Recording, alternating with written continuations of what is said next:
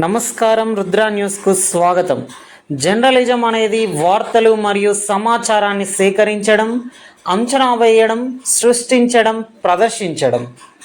Journalism అంటే అక్షరాలతో ఆలోచింపచేసే ఒకే ఒక అరుదైన అవకాశం.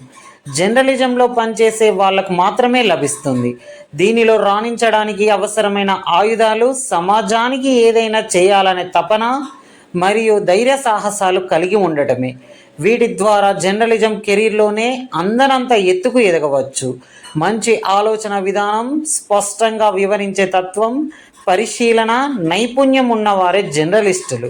క్షేత్రస్థాయిలో సేకరించిన వార్తలను పత్రికలలో, టీవీలలో ప్రసారం చేస్తూ ప్రజలకు తెలియజేస్తారు. నిష్పక్షపాత మనస్తత్వం, విధానం, ధైర్యం కలిగి ఉండడం, కమ్యూనికేషన్ స్కిల్స్, రచనా చాతుర్యం, క్లిష్ట సమయాల్లో తెలివిగా వ్యవహరించడం, ప్రాంతీయ ఇతర భాషలపై మంచి అవగాహన కలిగి ఉండడం, ఇవన్నీ జర్నలిజం నైపుణ్యాలు. జర్నలిస్ట్ అనబడేవి. జర్నలిస్టుగా ప్రముఖులతో పరిచయాలు ఏర్పడతాయి. ప్రజల సమస్యలపై అవగాహన, సమాజంపై అవగాహన ఏర్పడతాయి.